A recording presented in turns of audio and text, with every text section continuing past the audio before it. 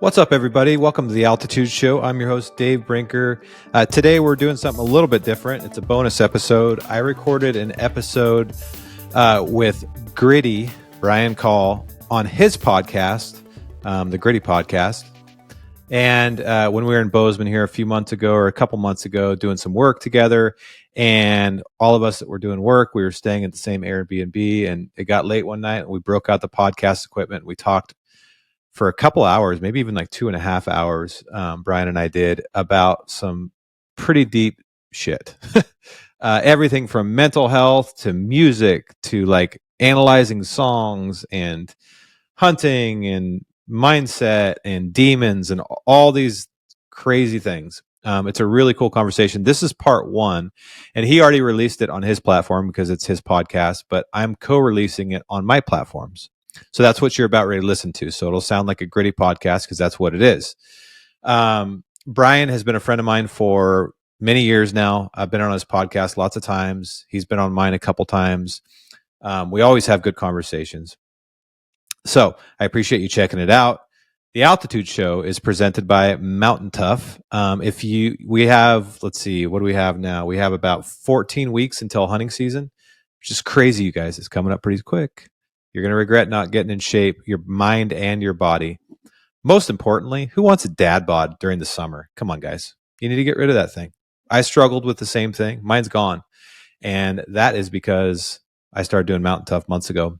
So if you want to feel better in your body and your mind and get ready for hunting season, now's the time to start. You don't want to put it off until right before hunting season because it's not really going to help that much. Go to mountaintough.com/Dave. Use code Dave for 10% off signing up. Go watch this full episode and all the others that we've recorded on my YouTube channel at The Altitude Show. And, have a great day. Enjoy the show. This is just part one. There'll be two of these. All right, here we go.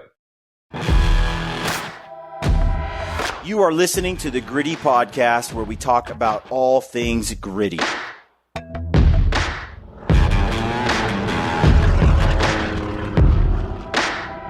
Welcome to the Gritty Podcast. I am your host, Brian Call. I'm joined by Brad Hunt here, and today's podcast is with our good friend, Dave Brinker. On this episode, Dave and I sit down in an Airbnb in the heart of Bozeman, Montana. Yeah. And we talk about some deep subjects. Yeah. Dave is very creative. He's got a lot going on. Yeah. He has launched some country music albums and songs. He was the first employee at Sitka Gear. Came up through the ranks for years at Sitka. He's been a part of multiple startups. Yep. He's an entrepreneur. Right now, he has started the Altitude Podcast, and he is recording conversations with great people, creating meaningful content there. And on this podcast, we get into some musicians, some songs, and artistry out there. It's an interesting conversation. And then it kind of talks, we get into some more details like around life itself and dealing with, I guess, the struggles of life. And it's a great show. Dave opens up about some personal demons that he's contended with, and that all human beings do in some way or another.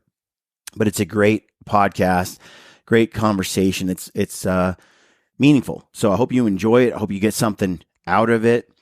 And if you like the show, go check out Brinker's podcast, The Altitude Show, and check out his music as well. Yep. Can't recommend that enough. Leave us a comment below if you got some questions or want to comment on the show. We try to get back to everyone on the comment sections, whether it's on Rumble or YouTube. We try to respond.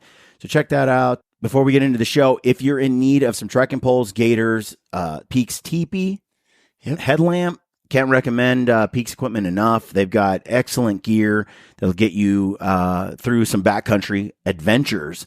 And the poles, the gaiters, the teepee, the headlamp, they're all winners. The titanium spoon. It's one of my favorites. That's a little more average. Yep. But the other gear is truly well tested, designed, hammered on type stuff. We are getting such good feedback on Absolutely. on the Gators, which I knew. People who have been longtime fans of other brands, once they got their hands on the Peaks, Yep. go read the reviews. There's pretty much a universal attitude out there that Peaks is making the best gator I have on the market. a ton of text messages are like, I finally tried the Peaks Gators and they are incredible. And I'm like, I told you, I'm a Gator snob. Yeah, They're the best ones on the market. I'm they joking. really are. They really are the gator. Mhm. I think Absolutely. beating everybody. So check that out. It's kind of a sleeper product that is slowly gaining fire Yes. and growing in acknowledgement. And then, of course, the headlamp. The headlamp just casts that long beam that goes a long way. What you need is handy to have when you're packing out a dead animal on your back in grizzly country at Mhm. night.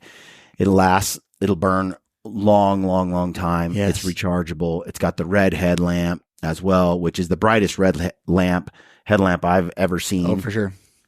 The intensity of the lamp is what we needed. You know, we've had to navigate some night stuff, and you know, your typical backpacking REI brand type headlamp, you know, you just can't see where you're going to get cliffed out. I'll say one, if they do allow you to really see at a bright, Yeah, the battery lamp, dies in about then it 30 dies minutes. fast. Like that Yes. Zebra one and a Mhm. few others, where this actually burns hours at that bright, super strong beam. So invaluable.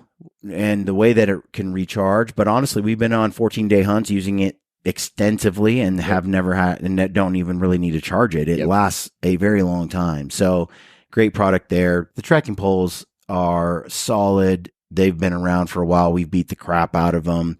They got a carbon fiber upper, aluminum lower. Again, can't beat it. So check out those items over at Peaks, and use the code GRIDDY, and that always helps us out. We thank you for tuning in. Hope you're having a great season over the spring, heading into the summer. And before you know it, fall will be here. So excited for another year of mountain experiences. So hope you get out there too. Thank you for tuning in, and stay gritty. Welcome to the Gritty Podcast. I am your host, Brian Call, and my guest on the podcast today is my good friend, David Brinker. We're coming at you from Bozeman, Montana. Neither of us Straight out of an Airbnb Neither of us live here. on a leather couch and everything. Yeah, it's a beautiful view. It looks like we're living high here. We actually are. does. It is a nice place. We're down here for a little bit of work and business and stuff, but now it's winding down. Our responsibilities are over, and you just watched a video that I showed you on YouTube. Yeah. It had a musician in it. For those who haven't seen it, you might check it out. It's on YouTube. It's called High Ren. It's interesting. Well, it's intense, and we were just talking about it before we turned on the microphone here to talk. I was curious what you thought about it, because it's a musician playing on an acoustic guitar, nylon strings, doing a live performance essentially, and it's a little bit of rap, a little bit of singing, but it's really just, I don't know, the guitar picking seemed, the way he like did the discordant chords, and it's clean and then it's twisted, just like the rest of the performance goes. It's more like a minstrel show in a way, like some sort of. Yeah, there's so many things that jump out when I watch that. And I've only watched it once. Brian's watched it like 20 times. Yeah. And even sometimes like a freaking pop song that's 3.5 minutes, I'll have to listen to it 5 or 10 times before I really truly have an opinion on it. Yeah. But there was a few things that struck me. One, he's clearly a classically trained musician. Yep. His His mother was a voice coach. Okay. Yeah, I can tell, like, just the way he plays the guitar, and even just the style of guitar he's playing is reminiscent of someone who's classically trained. The way his hands are positioned, and you just don't play that complicated of music without being trained, unless you're just insanely raw talented. The other thing that really jumped out at me and it made me envious and inspired was just the like that's true creativity. What he was doing is true creativity. Mm-hmm.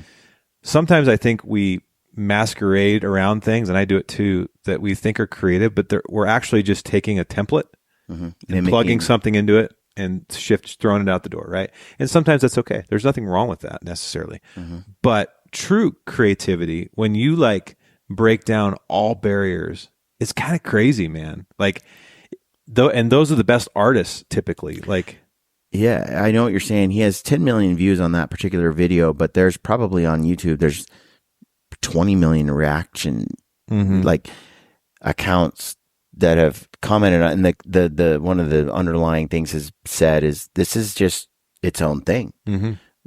I've never. It doesn't fit into a box. No, and that, if you actually think about that, that is truly hard to do. Right? Because most of us are operating on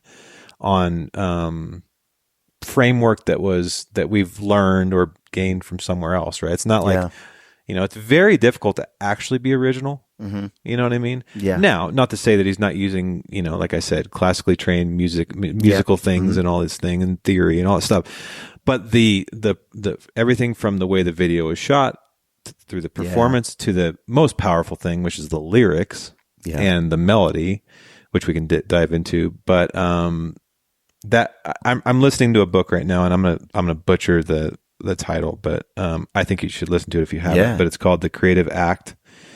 The Creative Act from Rick Rubin. Okay. I just got another book called The War of Art. Yeah. I read that too. Okay. Have you read it yet? I haven't read it. I just got it in the mail. It's easy. You'll be done in 2 days. Yeah, I'd love to talk to you after you read it. I would love to talk to you after you read it, because I have a lot of opinions on that book. Okay. This book is a little bit, I'll be totally honest. Rick Rubin is a famous producer. Okay. Uber incredibly famous. But this book is all about creativity. And when I was watching that video, one of the things Rick Rubin says, which kind of came out in the video too, was don't listen to your fans, listen to your gut. Which is opposite of what capitalism would tell you, or just like any industry that you're in. Yeah. But anyways, when I watched that, I'm like, that is something, that piece of art was created in a space that probably most of us will never get into, of total freedom and total vulnerability and I'm assuming 100% honesty. Yes. and being talented enough to like stream it through the guitar in your voice, right? Like, you're describing it perfectly.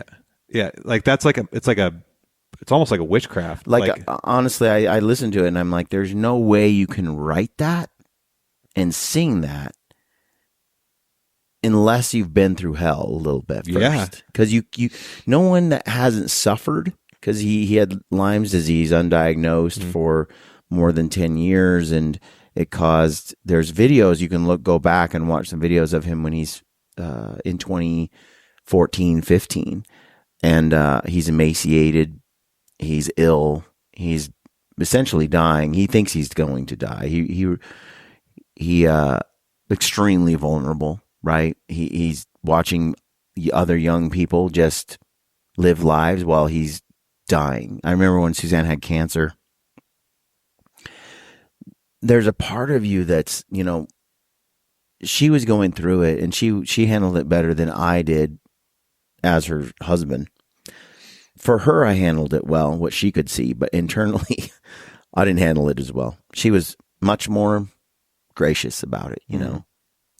But I can recall, her suffering, being sick, chemotherapy, curled up in the dark in her room, just getting through another day.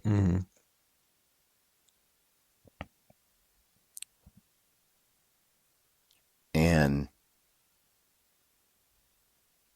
I can remember being, other people's lives continued. They were going to the gym and they were having fun and having birthday parties and all this kind of stuff. And her life ended. It was just a battle through chemo.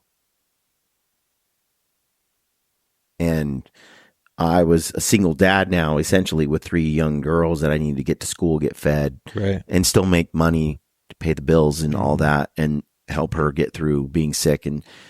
And when you are ill or someone you love or your life is in turmoil but everyone else just is living life and moving and going ahead, but without, like, nothing has happened, but yours is so just insanely broken.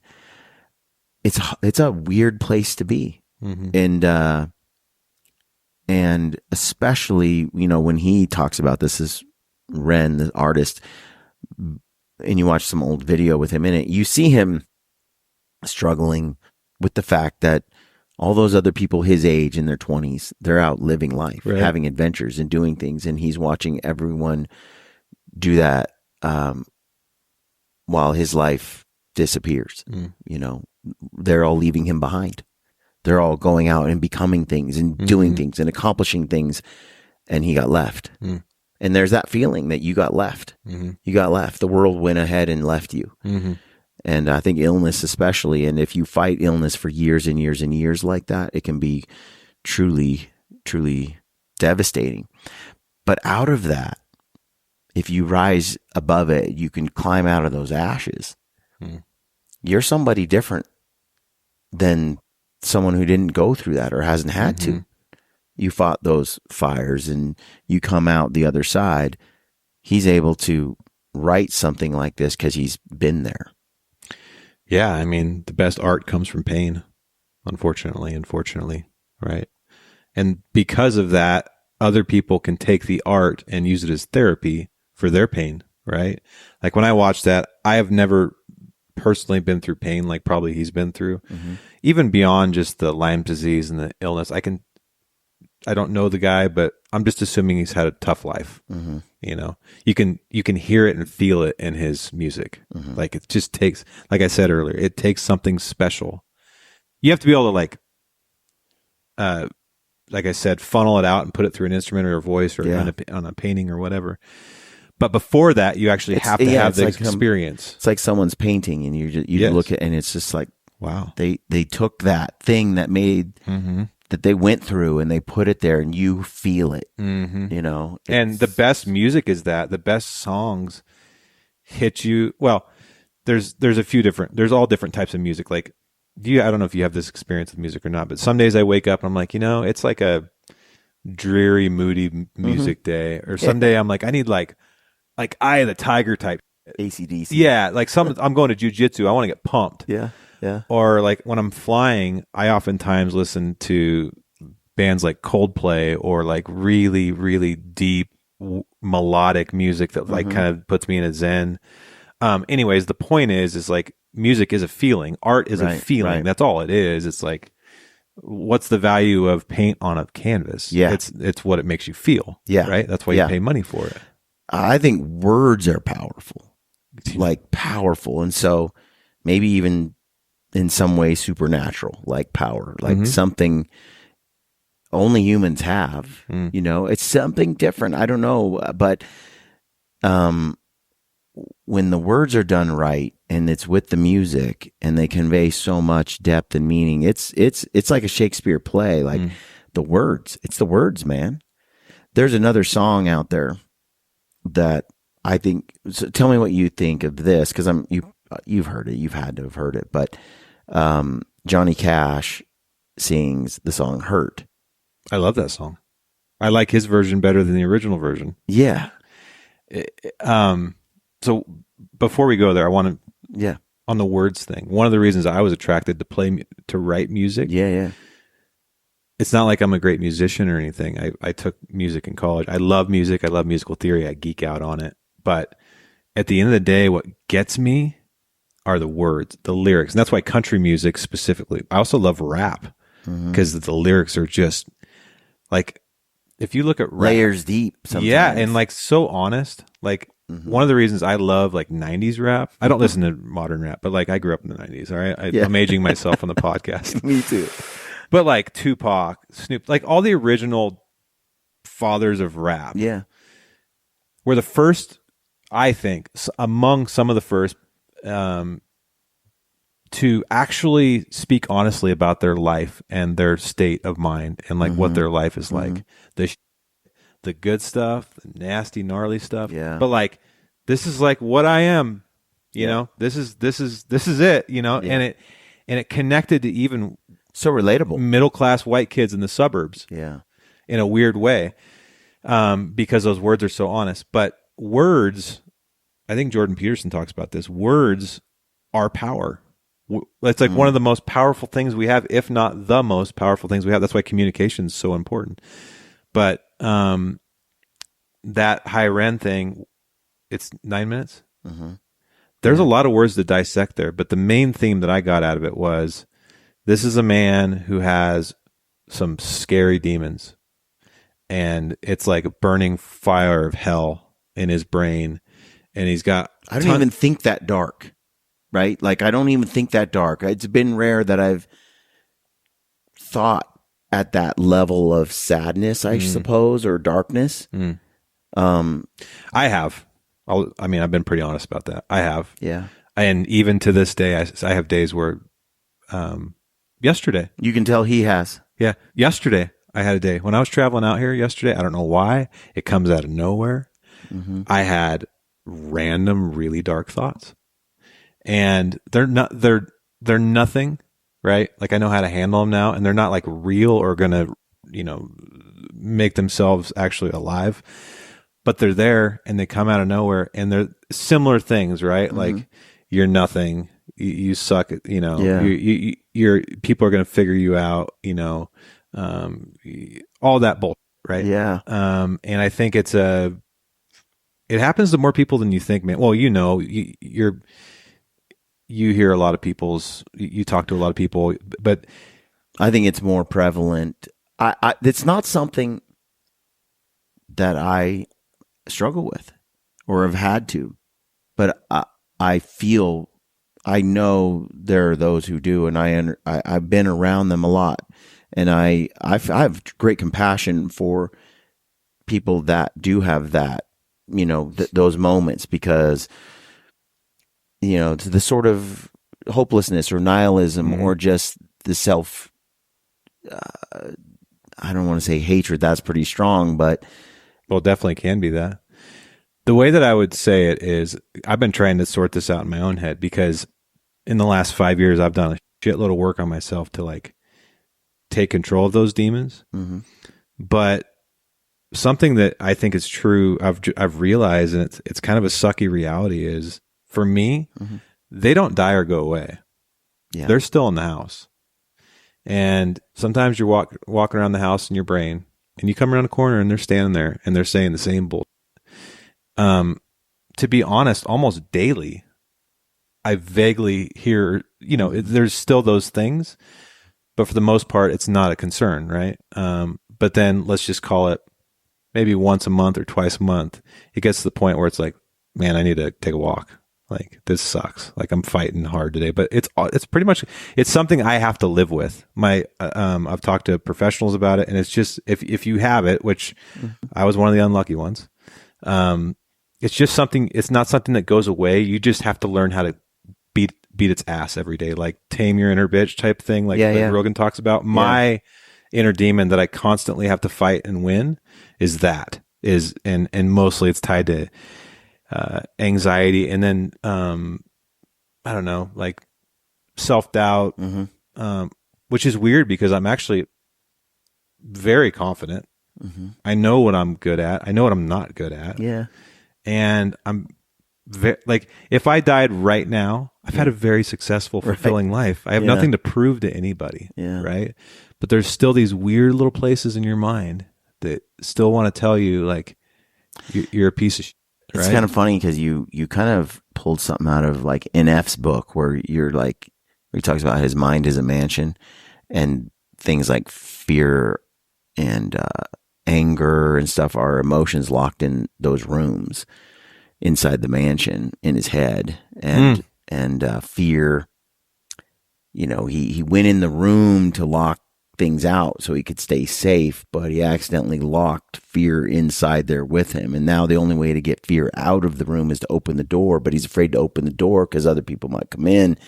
And it's just this, it's brilliant. It's brilliant. But there are those who do. He mentions how he became it got like millions and millions of dollars and huge success. And the height of his success where everybody would look at him and go, I envy everything you have.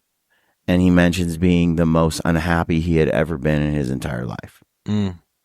Because it doesn't, happiness or contentment or meaning, I suppose, in who you are, it doesn't derive from success necessarily. Like there's something more intrinsic, I think. It's definitely not the singular cure to whatever you're feeling. No.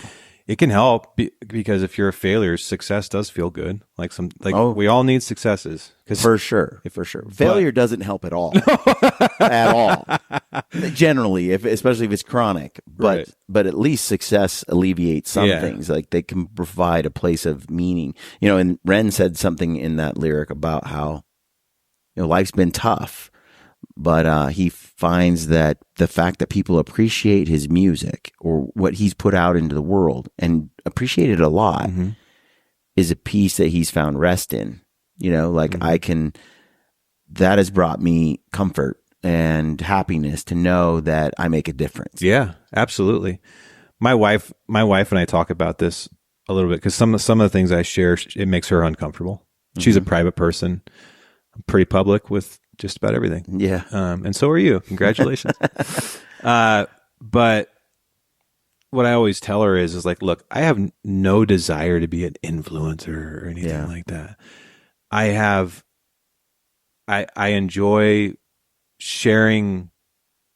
I enjoy sharing things that I've gone through and what I've learned. Like when I just do little bits of that, I'll get like double back. And people saying, dude, I'm having the same issue. Like, what did you do? Right. Yeah.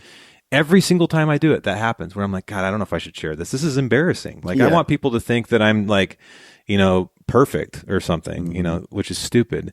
But every time I do it, I get it back double by people that I assume that I help because it's just comforting for them to know that there's another tough, you know, hunting mountain man guy that has to live with these in my head. Excuse my language on the Gritty podcast. But that's what it is. You have to now I remember it was a therapist that told me, David, this is just something that you have to live with. So like anxiety issues don't go away. Like generally speaking, yes, you can medicate them, you can exercise, you can do all these things and that's great. But at the end of the day, you're still got to live in the house with this person. They're going to be sitting on the couch next to you. They're going to be in the kitchen with you and they're going to be laying next to you in the bed. You're a piece of you're no good, man. Like, what are you doing? No one thinks you're going to do, you know, and you just got to learn how to cope with it. So I've gotten really good at coping with it, and so I want to share it, but also it's therapeutic for me because then I'll have days I'm like, dude, I thought I was good at this. Now I suck again. So I'm going to talk about it. And maybe somebody else will be like, hey, have you tried this? So I think, that's why that's the art. I mean, the height of creativity is actually sharing something of value with the world that people can connect to. Right? Yeah. I think so. I mean, part of why I want to go on an adventure, record it, film it, come back and distill it down and show people what it was. And, you know, it's not like I am making some high art, you know, but it's my creative outlet. It's a whole end package of something I'm trying to put on the world so that people will see it and then say, I want to try that, or I want to see that place, or I want to do that thing. I want to get off the couch and, you know, and push myself to be able to do XYZ. That's all. It is a deeply meaningful activity for me to pursue when I go after. Dude, you guys just, so I for context, folks, I was working on my computer while you guys were on a podcast earlier, and what you were talking about is you were talking about an adventure that you filmed. I think it was a bear hunt. Yeah. And you guys said something that actually really hit me, that actually made me think, and that was valuable to me, which was the last several years I've been very focused on a lot of things, but the thing that I haven't been focused on is making sure that I get quality time in the mountains like I love to do. I'd still do it here or there, and like I get more time than the average person. So relax, people that are critiquing me. But I haven't done a long trip in several years. I'll do 2 or 3 days, a day here, Right. this or that. I mean, I'm busy. I have 3 or 4 businesses. I have kids. I have family. But you guys said, man, if you can just stay out those 10 days, that 12 the days. value of that is this, that, and I know that, and my life is not set up to do that well right now, and that made me feel something like, man, I need to rejigger some things so I can get at least one of those a year. It's different. Yeah, It's a different experience. it's a different experience, and I value those experiences. I love those experiences. 4 days, 5 days, you just don't quite separate from civilization the same way. Is there something around day 8, 9, 10 when we're out there day 13, 14, and it's excessive. That's a long time. But things like fall into place and make sense in a way that when I come back from those trips, the devil in me, the negative, the insecure, it's just gone. Isn't that crazy? For weeks. It's gone for weeks. It comes back though, Dave, because about 5 weeks into making films and doing work and Grinding. I'm down on myself or what I didn't get done or this or that, and things get lost, and the perspective on the world for me starts to go off kilter, and I start to. How long does that take? For 4 to 6 weeks. That's a long time. I usually, on my shorter trips, I usually lose it after about 2 days. I'll come back and feel refreshed and be like, it's almost like, dude, it's like you got like 10 nights of sleep in a row and you're like totally 100% charged. You want to see your friends. You want to have a cup of coffee. On the phone, you're outgoing. Yeah. Everybody calls, you're retouching. Yeah. You're excited about all your business things. And but then for me, it's just a few days in. I'm like, oh, girl, I'm starting to feel this crap again, No, it lasts over a month for sure. Like I can feel it. Like I come back, and I also know, let's say I've been gone for 2 or 3 weeks. I did something special. I accomplished something. I climbed to the top. I killed the biggest. I got it out. We processed the meat. I come back. I'm physically, emotionally, mentally rejuvenated, spiritually. I connect with my family. I'm appreciating of civilization, a warm bath, food, and I am getting to work, and everything I know for the next few weeks, at least 3 to 4 weeks, especially the first 2 to 3, right? Now's the time to get things done because I don't even have to dig for the motivation. I don't even have to fight the demons. They're not there. That's crazy. And it makes you wonder, what is it that we're doing in our lives that ruins it so quickly? And is there something you can do about that? Or is that just the grind? I think it used to not last as long for me, but now that Brad helps out, because we all have responsibilities. Right. But now I am indulging in the creative process of making a film. And Brad is in charge of getting this post up, responding to that comment, working on this thing, organizing that, talking to that partner. And what it does for me is it allows me to be far more productive on the creativity side, but also being fulfilled by doing that activity. I have to do it. Like, it is part of what fulfills me. I have to work at that process of creating figuring out how to make stories and color grade this thing, and the work of it is so meaningful to me. I think we're wired the same. Sometimes on the weekend when I really don't take any days off, really. Yeah. And what I've realized later in my career here, that I like delegating the things that drain me, and That's multiplying the things that energize me. And what energizes me is the creation of just about anything. Today we were in meetings, filling a whiteboard up. That stuff absolutely energizes me. It makes me excited. And I think it's important that everybody finds that. But going back to what you said about coming back and having clarity and purpose and all that stuff, I get little doses of that if I do a really, really, really, really hard workout. When I come back to my desk, I'm like, hell yeah, I'm good. I'm good. It's all Me good. Me too. So again, I know I need to make this call. I need to do this thing. I need to have that meeting, and I need to record this podcast. I go do the workout, and then when I'm on the high after that workout, I do these few things. I just sometimes I can't get myself to want to do that at all in this other mood. That's why I think exercise is so critical. It changes everything about how I feel and look and talk and everything about. There's absolutely no question about that. It cannot be argued in my mind anymore. I've only in recent years become disciplined and actually do it. But I 1000% can tell the difference in my mood to my family. Don't they say like one of the first things a therapist will say to help you combat depression is exercise? Yeah, and it's true, and you know it's one of four or five things that like reduce it for sure. Yeah, like without a doubt, by a lot. Does it totally kill it? No, not if you're wired like I am. It doesn't because nothing does. But so you're just in a constant game of reduction, right? Yeah. That what you say there kind of reminds me of this TED Talk I listened to a while back, where the gal that was there has schizophrenia, and she was discussing. I think she saw clowns was her thing, like hallucinations. You know, she just sees them all day. Like while she's sitting here, if she were here sitting here talking to you, there'd be a clown here, one over there, one in there. But she knows that they're not real. Like she's aware enough to know that these are hallucinations and other things too, voices, things that people say.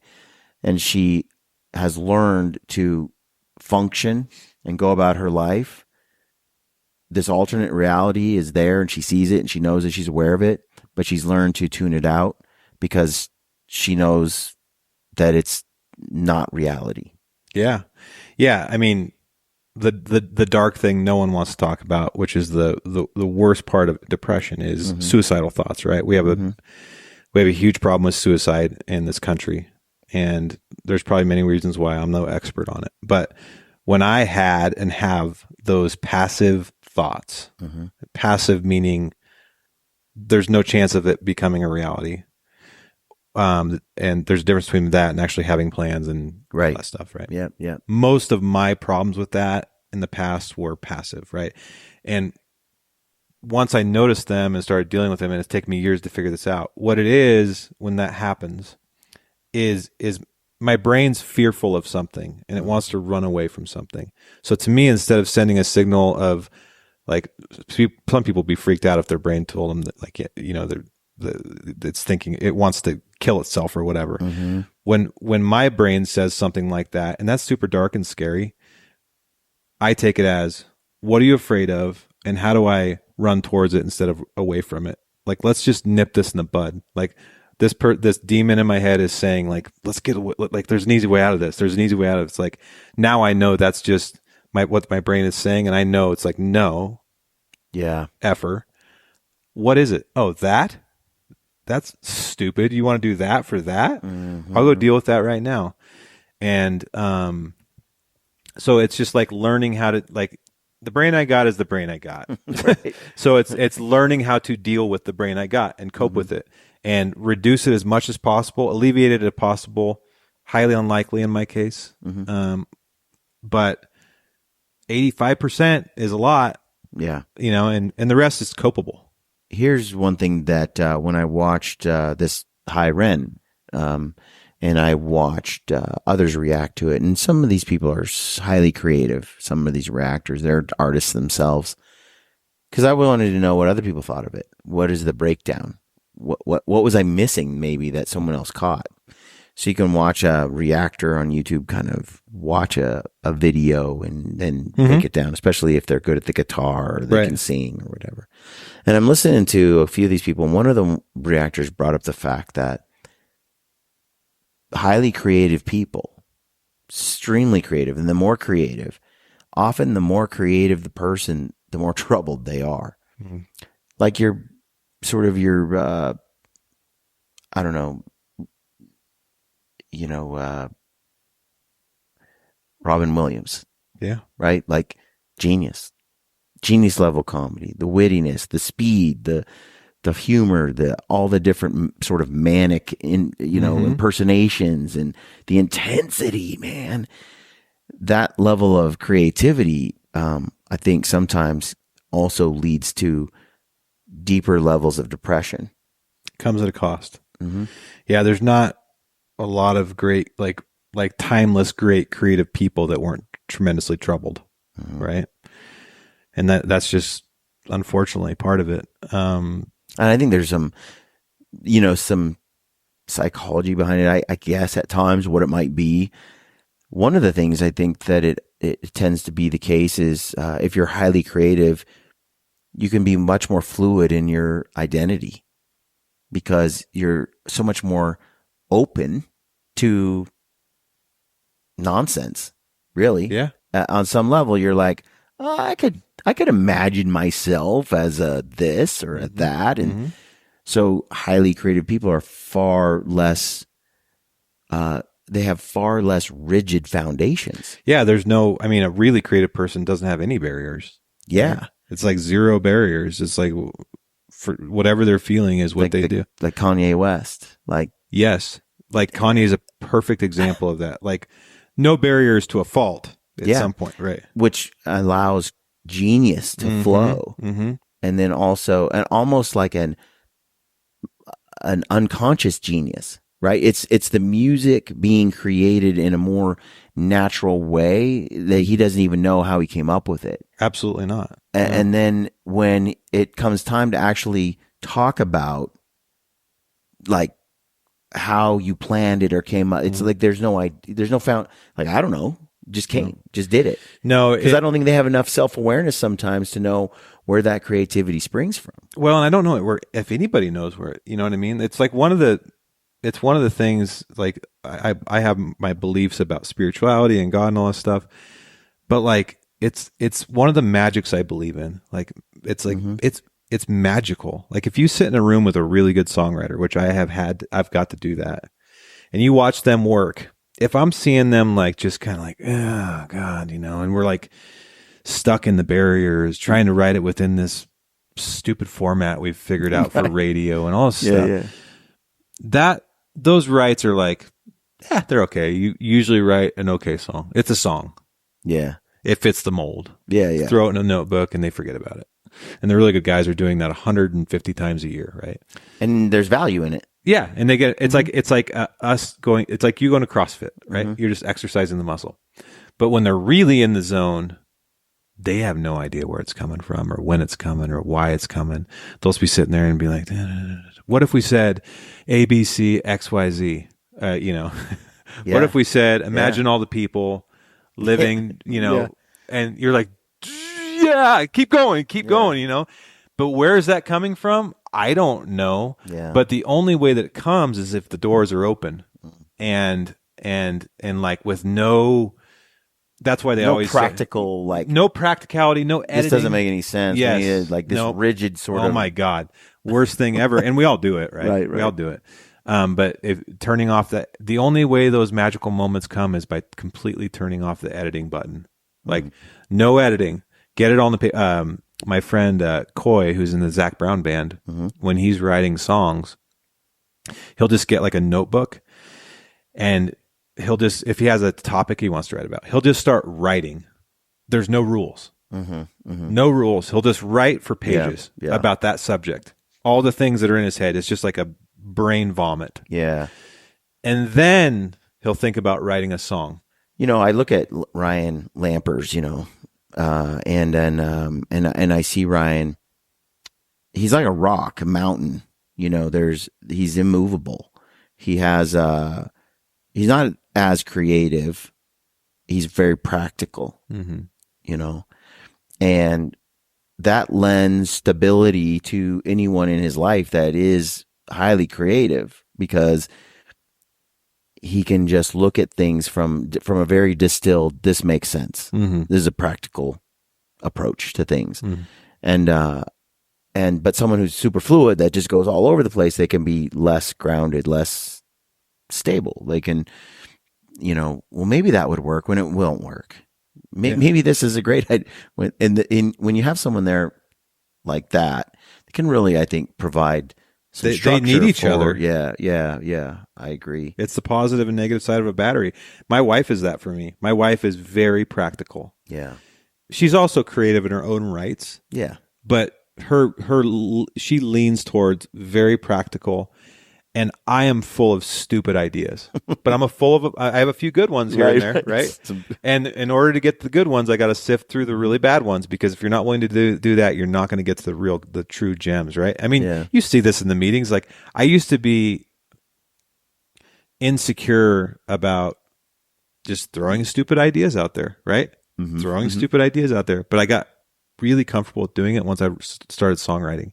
Because if you can't do that in a songwriting meeting, like say we're all writing a song, you're not going to write anything. Well, you're not going to get a word in there. When you do that in a meeting like that, and we're all being creative, you always seem to come up with you'll have like 3 or 4 like dead ends that come out, and you're like, it doesn't go very far. You're like, well, we tried. It was worth it. Yeah, and I don't get emotionally connected to them at all. They're like passing in the night. It's like, wait, this would be the coolest idea ever. Never mind, that's the stupidest idea ever.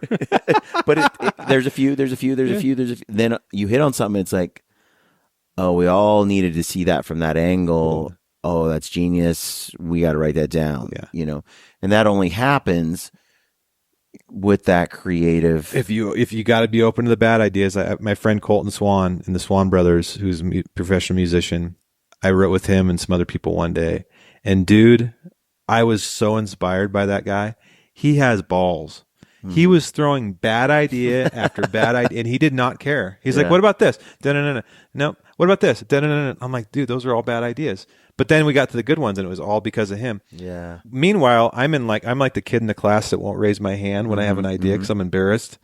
And he's like, I don't care. Aren't we trying to come up with something here? So like, here's an idea, here's an idea, here's an idea, here's an idea. And he knows that anybody who's honest with himself knows that, 1 out of 100, 1 out of 50, depends on who you are and how good you are, whatever. They're mostly going to be kind of junk. Like, that's like, it used to be the paper that you wad up and throw it in the garbage and wad it and throw it in the garbage. Now we're doing it on our iPhones and everything else. I have hundreds of voice notes in my phone of when I sit down with my guitar. The easiest thing for me to write is a melody. I can write melodies out my ears all day, and I'll put them in my voice notes. And then what I'll do is, if I have a song idea, I'll go back to it and try to pair it with a melody. And I have a crap load of really bad melodies and a crap load of really bad lyrics in my phone, and you got to sift through it to find a good one. But every once in a while, you're like, bingo. Oh, there we go. Right here. Yeah. But it's like I did a whole podcast on this. Entrepreneurship, creativity. It's sausage making at its finest. Like, it is ugly and disgusting and messy. Everybody thinks that they want to know what it looks like. Be careful, because it might disappoint you, because it's just not pretty. There's no way to get to the results of something that's world class without just a lot of messy things. Yeah, I think with this Ren piece, you can imagine this was written and rewritten and rewritten and rewritten in some dark times, piece by piece, year over year. That wasn't just sat down and, I mean, if it was, wow. But I highly doubt it. He probably wrote it in chunks. Played with it. And it's like a puzzle. Songs are puzzles. And that is a massive masterpiece of a puzzle. Even just musically, even if there was no words to that, just the rhythmic changes, the melodic changes, the key changes, everything about it musically is highly technical. And if he was truly playing that live, quite impressive, really. Yeah. But then adding on top of that the lyrics, but also just the way that the beats are and how the melody fits within the beats and all. Dude, it's highly, highly technical stuff. I'm not even qualified to explain it. I mean, 3-chord hero over here. But it's Well, what did when you think of 9 Inch Nails song Hurt and done by Johnny Cash. So I've listened to that song, I don't know, hundreds and hundreds of times. I love that song. And one of the why? It's a simple song. It's very simple. Very simple. The visuals in the video. You know what got me? That. You think so? That's what got me. That video was one of the best music videos I've ever seen. I've wondered if it was but then I've listened to it. Definitely the video, it was impactful. Absolutely. But man, I think it's just I think it's a good example of a song that is just so honest. People love honesty. I think you're looking at a man at death's door, and you can just feel the man's regret. It's just a deep, deep, deep regret. Yeah, I hurt myself today is the first lyric. Like, that is a really dark lyric. Mm-hmm. I hurt myself today to see if I still feel. The needle tears a hole. The old familiar feeling. Something like that. Mm-hmm. I mean, I hurt myself today by sticking a needle in my arm. I'm taking basically doing heroin, Yep. trying to kill myself, basically, is the first 10 seconds of the song. Yeah. And so, we're like, whoa, bro.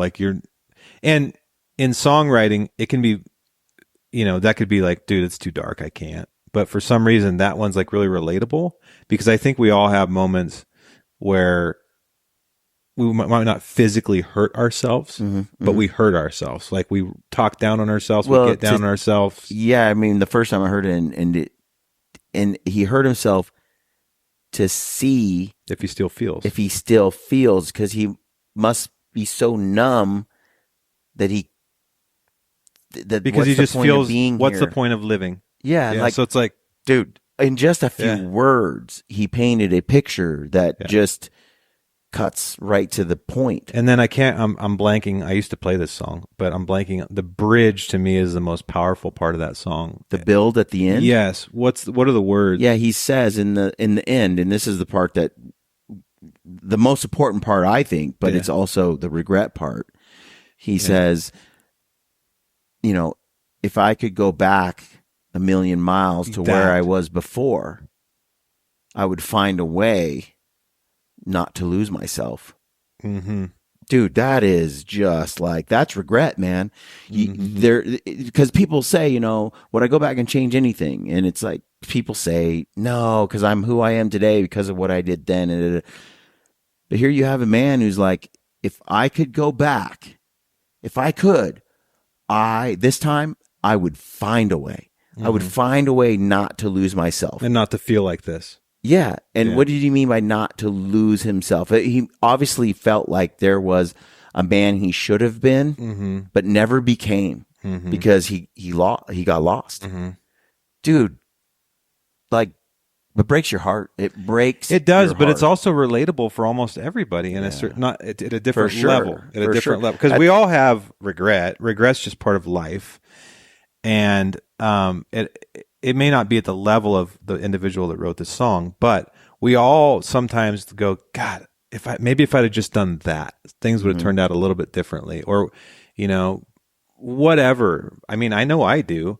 And sometimes you do have those days where you... I do have regret, but I also have a degree of acceptance, it's not such a dark regret. It's I think you can live your life and you can get through it and you can look back on it. And to me, this is a worthy goal to have, to say, yeah, it was never perfect, but damn, I sure tried to make a huge difference. I sure tried to be a good man. You pick up your cross and you do your best to be a good man. You can look back, I believe, at your life and go, I did something. I lived a life to be proud of. Yeah. And I think there are those who know at that stage that they didn't, that they were more of a taker than a giver. That they let people down, Mhm. And the lyrics in the song are like, everyone around me gets hurt or I let him down, Mm-hmm. you know? And he talks about his whole empire of dirt. You know, Yes. all this wealth and success, and Yeah. he was That one of lyric those is so good. super successful people. Yeah. And now he's looking around going, it doesn't matter. I can't take it with me when I die, and it never brought me any joy, real joy. Right. It's like, oh wow, well, damn, I better start looking for something deeper in life than wealth, than material things. You know, Mm-hmm. the whole thing, just every time, man, it's like a gut punch. But It's probably one of my favorite covers that's ever been done. you know, the fella, 9 Inch Nails. What's his name? I forget his name. Did you hear the quote he had about it? We're Googling. Oh, Trent Reznor. Trent Reznor. Yeah. When he heard the song, you know what he said? Better than my version. It's his song now. Yeah. That ain't my song. Yeah. Well, I mean, to be honest, I'm not a big 9 Inch Nails guy. Yeah. I mean, I was in that area. My buddies were, but I think the version's better. Well, I think when Johnny Cash sings it, like you said, it comes from a place of authenticity. Well, and also, you could hear it in his voice. It was a point of his life. I mean, the way he could sing at that age, he couldn't hardly play the piano. His fingers are all gnarled. Mm-hmm. But if you look at him, like even in that video, like he's like at a piano and he's like all fragile and his eyes and yeah, man, that guy could still sing. Oh yeah, I don't know how long he worked on it to try to, but his voice didn't want to. It's weak at that point, broken, frazzled. But aged. that's what that wouldn't have. That's worked. the other part that made it special. It wouldn't have worked when he was young, man. That's the height, man. That's the height of really connecting. It's a with masterpiece. something. So, and that song, just musically, yeah, when compared to High Ren, I mean, dude, the song is 3 or 4 chords that just about any beginner guitar player can play. Think about that. You know, my daughter, who started playing 2 years ago, could play that song. But to write that song, you got to go through a world of hurt and then channel it and open the doors to it. And that's just the way that it works. It doesn't take something complicated. Like High Ren is amazing and complicated, but most brilliant songs are not. Well, that's what I was going to say is sometimes, and I firmly believe this, that you have the highly complicated, complex, nobody could repeat that kind of stuff that blows your mind in life.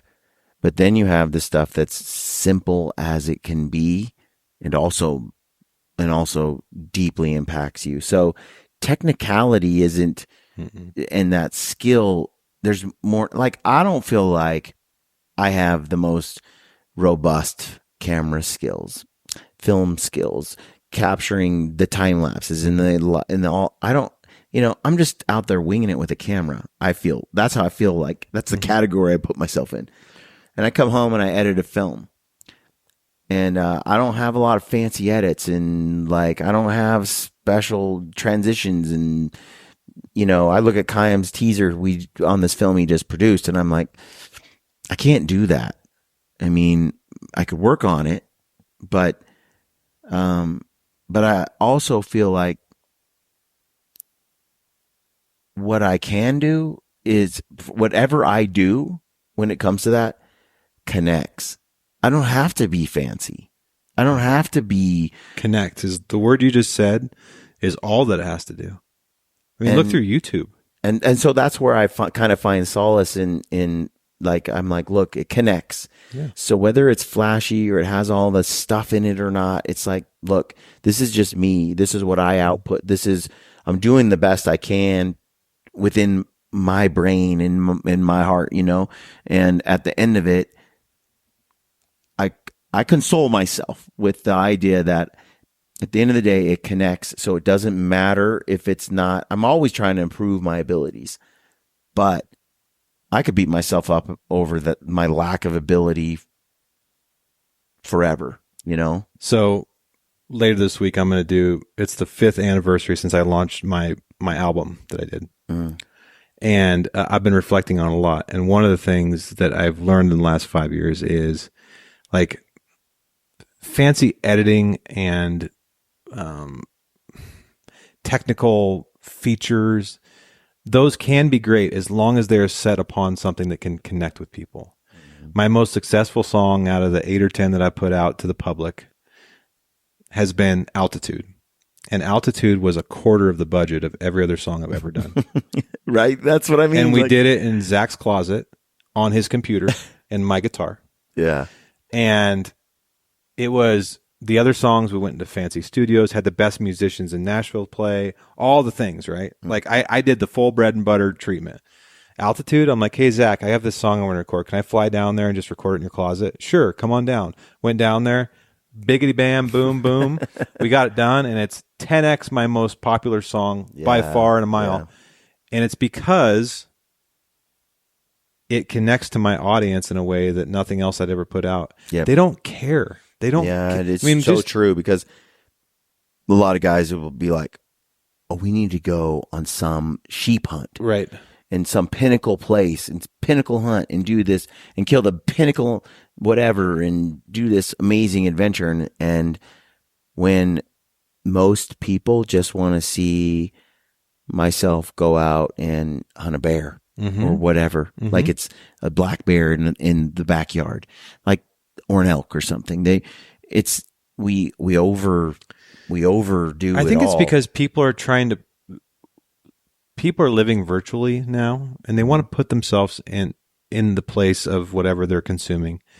And if it's more relatable, they can actually see themselves doing it. It's like, I do this. So like, if I'm getting ready for a hunt, the few weeks before that I'm excited about, I'll be Googling. I just did this the other night because I put in for my tags, and there's a hunt that I really hope I draw. And I was Googling that specific hunt. Yeah. And I don't need any fancy editing. I was just looking for, oh, that's cool. And a couple of them were but I was in the moment with the guy on this elk hunt. Yeah, dude, I can't wait to go to that spot. Right. Relatability, and that, I think TikTok and Instagram, I think the whole social media movement has proved that you can really connect to things. Anecdotal story I was going to tell is, Luke Combs. So his breakout song, Hurricane. You hit me like a hurricane. That was really bad. But that song, the actual version that they released, and I believe this is true, it was the demo he did that only cost him maybe $1,000 or no way. Yeah. And he released it himself, and it like blew up, and then the label picked him up, and then they just decided not to re-record it. Right. Now, if anybody knows that story is not true, please tell me, but I think that is a true story. Right. And that song moved mountains. I mean, the guy blew up. Just another example. Macklemore. I mean, there's lots of different musical examples of people that they're like, screw that, I'm just going to connect to my audience. Like, I don't need all your fancy totally. Dude, we see it all the time in our industry. We do. Yeah, I think, again, it goes back to authenticity, though. Relatability. Authenticity being that people crave real. Like those lyrics from Ren, those lyrics from Hurt, like, it's real. It's the most raw and real. What I think about with High Ren is, the story of humanity is, to me, is the story of good and evil. It's the yin and the yang. Exactly. It is the archetype of the hero archetype is Hercules comes in and fights off the bad guys, right? The line is, as Alexander Solzhenitsyn said, the line of good and evil runs through the center of every human heart. We all battle with our demons. We all battle with the part of us that does bad stuff and the part of us that does good stuff. And we all know deep down in our heart how we ought to be. Yes. And we don't live up to it. Yes. And so, no doubt about it, man. When he makes a song like that, we instantly relate. And I think it's, they say like the oldest story in the Bible. The Bible's big, but the very, very oldest story, maybe the story that transcends all the other stories, not Genesis. It's actually the story of Cain and Abel. And it's only like 3 paragraphs or something. It's short. But you have Cain, who is, negative, brooding, dark, lazy. You're reading a little bit into it, but at the end of the day, Cain isn't what Cain should be. Mm-hmm. And Abel is everything. He's the ideal. Mm-hmm. And it's the story of the line of good and evil through the center of every human heart. You have, if that's the oldest story, then that's the oldest story of humanity. Which person are you going to be? The good one or the bad one? Mm-hmm. And when you take something as old as forever, that's primal in our DNA, and then you make a song about it, Mm-hmm. it connects to all. And we all know the darkness. We all know the darkness. Mm-hmm. That lyric where he says, "Newsflash, I've been here since the dawn of time. I'm sin without rhyme or reason. Mm-hmm. I'm chaos. And he just starts going through, he's going down the satanic path, of all the darkest, most evil crap that's there. We all know evil. We've all felt it at times. We all deal with it. We've had evil come from our own heart, external and internal. Mm-hmm. And when you take that battle and then you contrast it with the light side, the part about, hope. Mm-hmm. How can you find anything that's more meaningful in life than that battle, than that part? And I believe that as a human being, the only path to meaning is adopting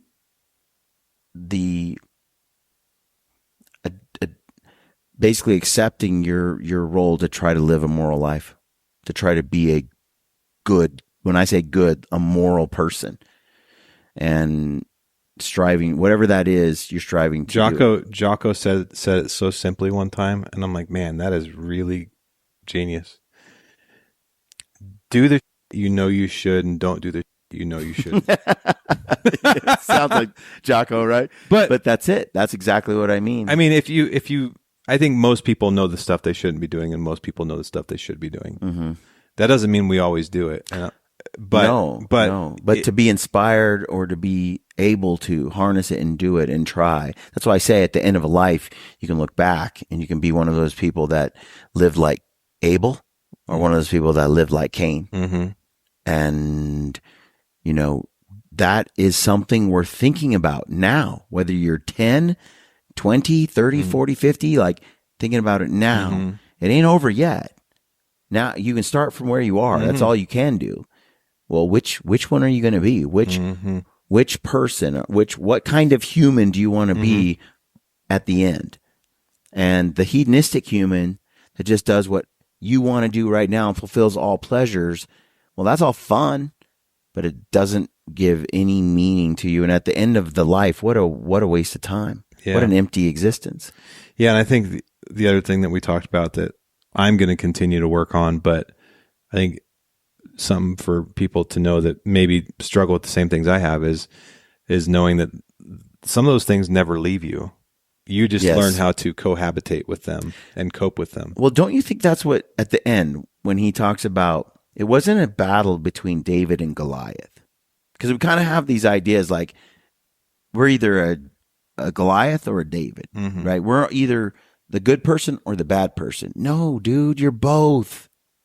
You're both. And you always will be. And he talked about how it's a pendulum and it's a dance, right? You're going to have those days where you mess up, and then you're going to have those days where you do well, and then you mess up again and you do well. And it's a dance. And the goal to me is, to try to do well more than you mess up. Exactly. As much as you can. And at the end of the day too, don't hate yourself because you're not perfect.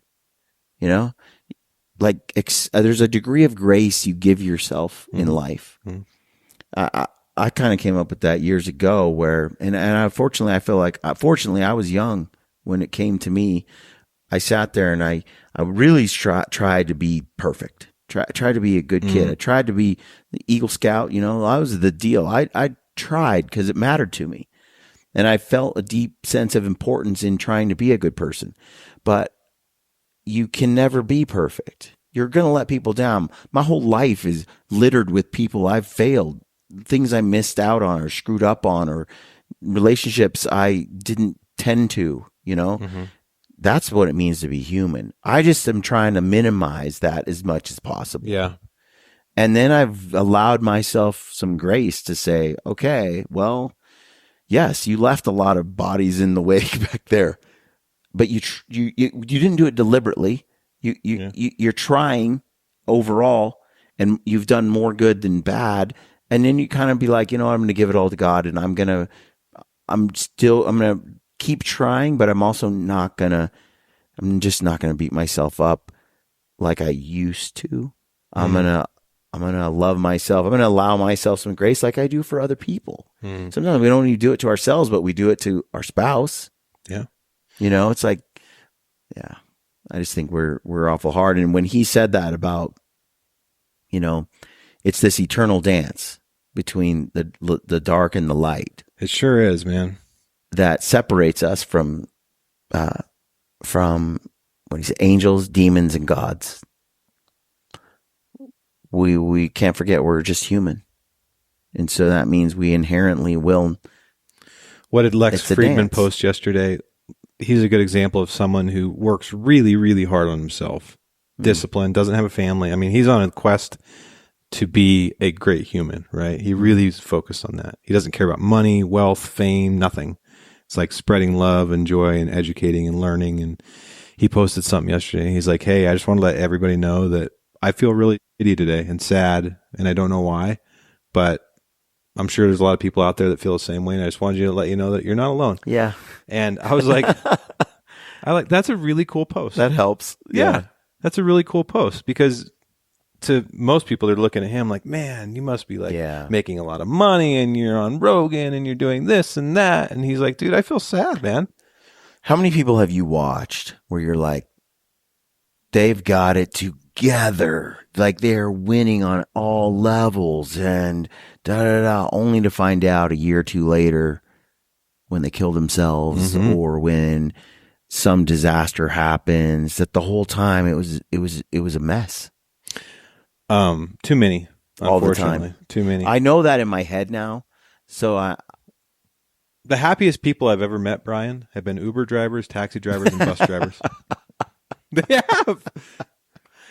have. They're always so happy. Like, how you doing, man? I'm having the greatest day ever. Listening to music, driving people around. Yeah. No, dude, it's scary because it's also artificial that sometimes we don't notice it. I didn't think Jason Harrison would ever do that. I didn't. You knew him. I knew he was having problems. I knew him very well. I knew he had some problems, but we all have problems.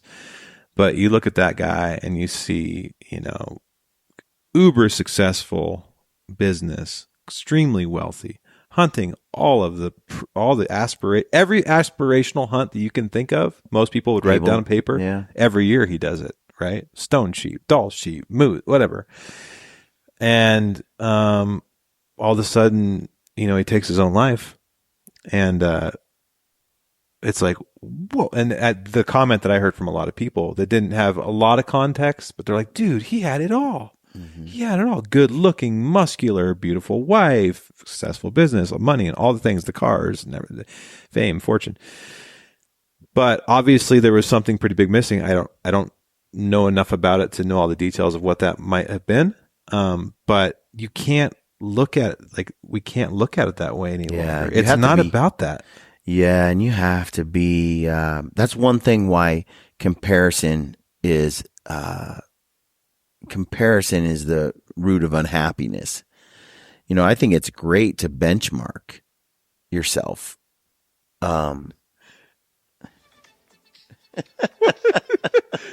Nice, Dave. Dude, I have no idea why there's techno music playing on my phone right now. It's such a serious conversation, then some techno pops on. No, you can't. And when I said that taxi driver, bus drivers thing, it was only partially a joke. My point is the happiest people I've ever seen are the simplest. I think there's a lot of truth in that.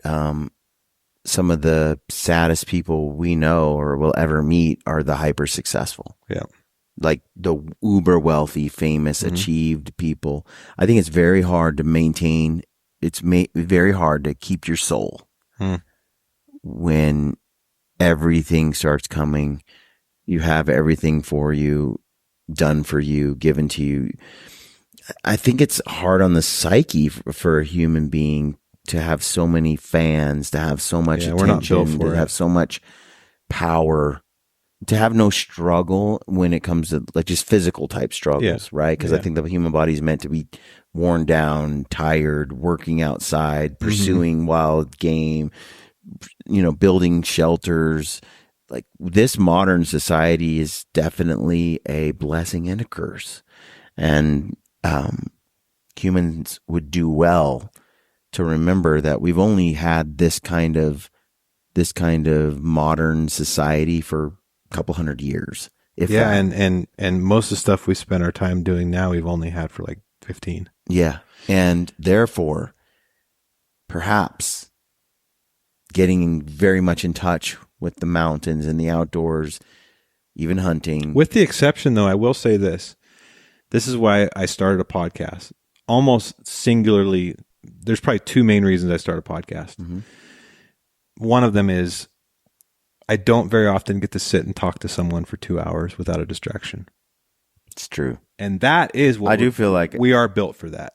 Humans are built for that. I agree. We used That's to sit why around campfires and do this. This is the oldest form of entertainment.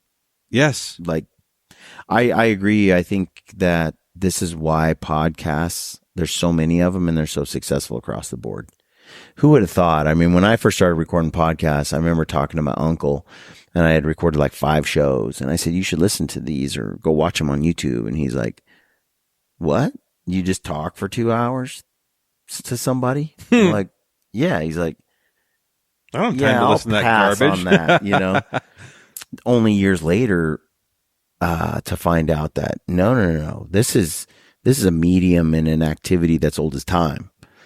These conversations are therapeutic. They're healthy. They're needed. For sure. I mean, they've forged a lot of who I am. I've had so many great conversations. I think I'm on episode 700 and that's crazy, man. 70. That's so awesome. I remember when you started. That's a lot of hours of talking that you would have never got to do. Think how much it's helped you as a person. That's one of the things I notice is like I'm only 58 into my podcast, but I think I'm a better person. I'm definitely more educated, and I've learned so many things from people that I thought I knew, but I've never talked to them for 2 hours. No, yeah. It's a different thing. Throw it on. You have a conversation in a podcast that's different. There's a dedication to the conversation. And even my dad. Yeah. And my mom that I had both of them on I had them on different times. I've not had my mother on a podcast. I don't blame me. I'm very lucky. I want to. I'm very lucky. But I'm going to have my dad on again because I feel like we didn't even get started. He got off. He's like, man, there was so much other things. Oh, that's so easy to do. Yeah. I'm like, Dad, let's just keep doing them. Like, and I found this too, one and done. From an audience perspective. When two people get together and they're having conversations and they are really, it's magical. I hear some conversations that Joe Rogan would have or some other podcaster. I want to hear them have more than one conversation. I want to hear them have 6, 7, 8, 10, 15, because every time they get together, there's some chemistry and something going on there that I want a part of. And there's absolute value in that. I don't hesitate to have conversations with whoever I want as many times as I want. Yeah, it's definitely not. There's no. Again, this is one of those things. It's like it doesn't need to be cookie cutter. It's just like have people on, talk whenever. Like it's just. Anyways, the point of that is like out of all the things that we do that are not healthy, I do think podcasts out of the whole tech revolution. Yeah, I do think podcasts have been a positive thing. Because we are literally wired to listen to stories and talk to people. Yeah. In fact, prior to TikTok and Instagram and shorts and all that kind of stuff, I feel like there was a lot of podcast consumption. There's like a sweet spot, especially when I was coming up with the Gritty podcast early in 2015 and 16. Those things were, it was pre the short attention span kind of content that people have right now. especially young people. And I think we do well to get them off of that and more on these long form type discussions and books. And here's the thing that I've noticed lately that I hate about the current algorithms in Shorts, Instagram, and TikTok is we are not wired to handle that fast of an emotional roller coaster. For example, when you're scrolling through Instagram, yeah, you're like, oh, that's cool. I'm inspired to do that. Oh, that makes me, somebody got murdered. Oh, I'm comparing myself to that person. I feel like it again. Oh, I'm pumped up again. It's like your brain's just going, no, woo! You're and absolutely you do right. that right before bed. And you're a 13-year-old girl? And you're a teenager that's already insecure. I mean, even a 42-year-old man, I don't think my brain's made for that either. No, I can't handle that. I agree. Well, I don't do it, David. I don't do it. I'm on social. I'm on Instagram once a day, maybe. And I check some things. I respond to some comments. But I'll go entire months without posting anything to Instagram. Yeah, I mean, I just gave for my own happiness and wellness, and I didn't think it really moved the needle either. It doesn't, because YouTube films and podcast content, long conversations, those are meaningful. When I look at Joe Rogan, I don't care what Joe Rogan puts on his Instagram. I haven't looked at it in ages. I don't care what Jocko puts on his Instagram. It's usually just a picture of his watch. So, and he's all sweaty and it's black and white. And it's 4:32. It's 4:32 in the morning. So none of that matters to me. But I will listen to Jocko's podcasts. I'll listen to Joe's, like on the regular when there's a guest and a topic that I think is useful. I consume that. And then you know what it does?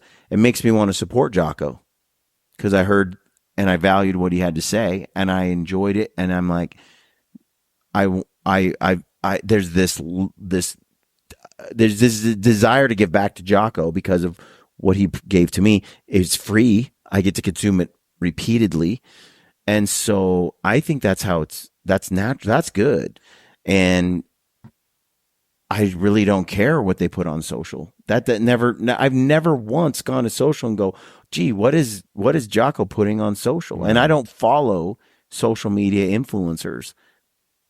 It's not a medium I consume, David. That's great.